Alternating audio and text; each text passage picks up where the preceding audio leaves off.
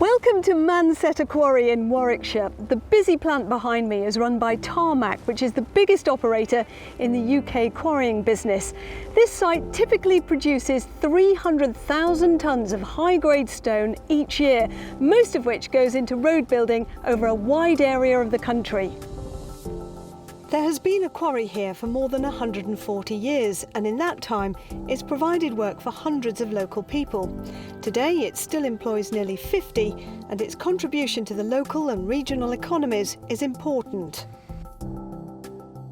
But there is another side to Mansetter, because just yards from the main operation is this site that's being restored, and it's a huge restoration project, very much a work in progress at the moment, but within a few years it'll be a rich mosaic of different habitats bursting with different species.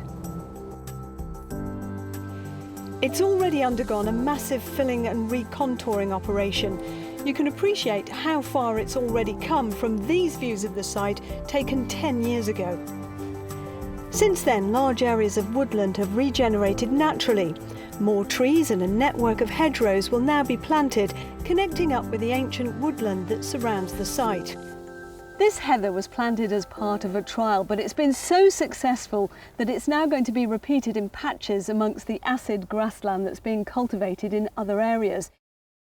It's all very exciting if you love nature, but what's happening here is also significant because it's helped in a modest way to shape national thinking on a concept known as corporate natural capital accounting, or natural capital for short.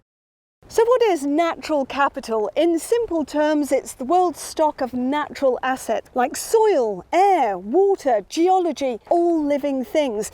Most of us value them in an informal sort of way, but what if we could put real monetary value on them? Then, maybe, we could better manage them sustainably. The idea is that you assess the natural capital at the outset of a development like this, and then revalue it at various stages of the site's life, and you put all that into a balance sheet with a bottom line.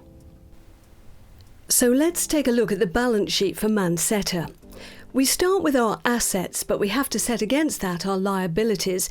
That gives us a bottom line at today's value of £11.1 million. We then need to project the balance sheet into the future to understand how the value of natural capital changes over time. So at the end of the life of this site, the mineral value is now nil. The rock that's been quarried is, of course, still of great value to society. It's now part of our essential infrastructure. Our water resource is still there, and with the planting of thousands of new trees, the carbon sequestration value has grown, and so has the habitat's value. But here comes the big one.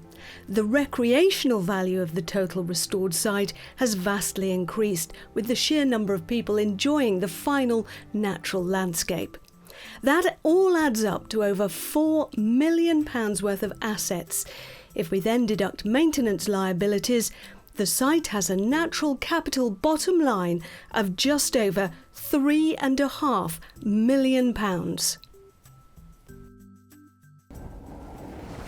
Well, I'm here now with Martin Kenny and David McCabe from Tarmac. Martin, it's a pretty bold step to get involved with this natural capital business. Why did you get involved in the first place? Firstly, we've made a commitment in our sustainability strategy to make a net positive contribution to biodiversity. We wanted to understand how natural capital accounting could help us to demonstrate our progress. We also wanted to see how natural capital accounting could help us to better manage our natural resources and engage with our communities. And finally, because natural capital accounting is a new issue of focus, we wanted to understand the methodology and how it might be applied to the aggregate sector. And David, what do you think we've learned from the balance sheet? The balance sheet shows that the mineral asset at this site is depleted to zero, but we think that there should be some reflection within the process of the value that the use of these minerals provide to society, the environment and the economy. In terms of Mansetter, I think it's a good case study to show that the other elements of natural capital increase in value over time because of the restoration works that are undertaken here. And the final element that we learnt is, particularly given the impact of recreation and landscape value that we saw in the balance sheet here, the importance of engaging with local communities at the outset of these processes is really brought through.